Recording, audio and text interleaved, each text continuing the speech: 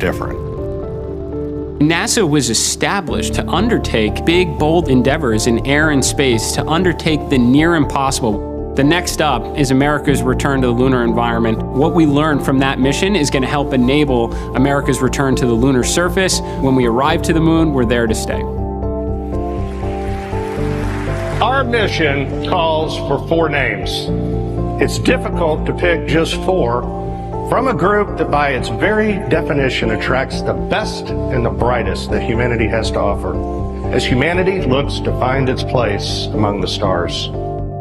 My name's Norm Knight. I'm the Director of Flight Operations at NASA Johnson Space Center. Well, let me tell you a little bit about what Flight Operations does. You could think of us as a service provider to the major programs at NASA, both for low Earth orbit and for our exploration goals to Moon and Mars. We plan, we train, and we go execute and fly the missions. Assigning a crew for a mission is complicated, I'll tell you that. If we look at our experience base and we say, all right, here's the mission, in this case Artemis II, higher risk, being a test flight, so what complement of experience base do we want on this mission? With a test flight, we typically like pilots that have test flight experience, test pilots. In addition to that, you look for cohesiveness with a crew. We need mission specialists on board that are able to do a lot of the tasks. We go look at an experience base within the office and say who best can fit these needs. How can they work, or will they work together in an environment that's cohesive to aligning to the mission, and you end up with an experience base with those crew that then provide everything possible to guarantee mission success going forward. As head of flight operations, I have the privilege of getting to know each and every astronaut. The best part of my job is that I'm surrounded by people who inspire, who give hope to those that might follow in their footsteps. I want to thank you all for sharing in this moment today, and thanks to our crew, Reed, Victor, Christina, and Jeremy, as they get ready to embark on this journey. It has been an amazing journey the last 2.5 years. We have just built a tremendous amount of trust between the 4 of us. This crew cohesion, we're at the point now where we are ready to go fly. For us, Artemis II is about much more than just going back to the moon. It is about the pursuit of excellence. If you want to go fast, go alone. If you want to go far, go together. And we are going together, and our mission success is built on handing off a starting point to Artemis III that sets our country and our partners up to go back to the surface of the moon. Sending machinery around the moon, beautiful machines, is a challenge. Adding humans takes it a giant leap forward. And there is a lot of work that goes into integrating people into the system. This is a very serious endeavor. This is absolutely a test flight. The last time we launched was more than 3 years ago. It did not have crew on it. It was not a completely like-for-like spacecraft on top of the SLS architecture.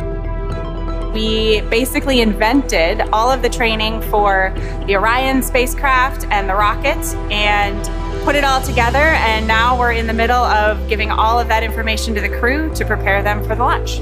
For me, the heart of Artemis II are the individuals, the people that are on board that Orion capsule. They are going to represent us as humanity going out into space on this incredible journey. And to me, that's the real piece there, is the human element.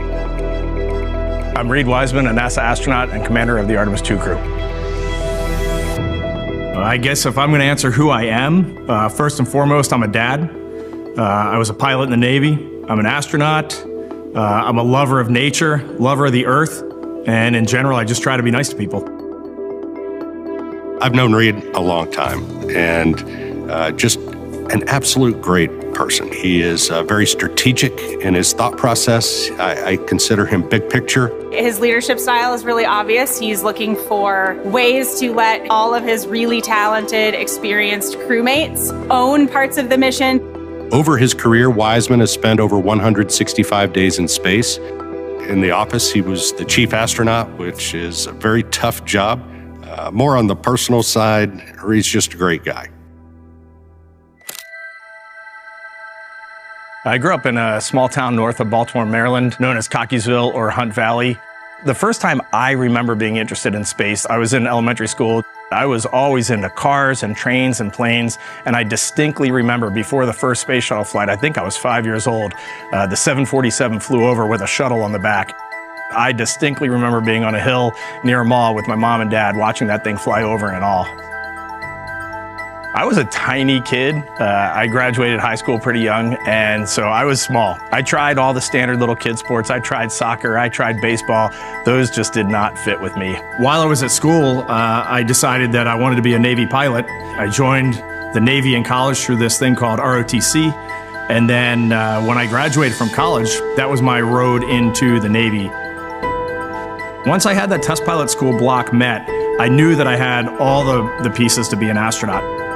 I applied once, I got my rejection letter. It's still hanging up at home. I looked at it last night.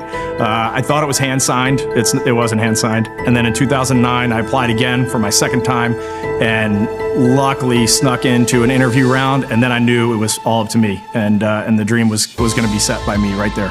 So are you enjoying your training? Oh, it's awesome so far. Absolutely fantastic. Way better than I had imagined.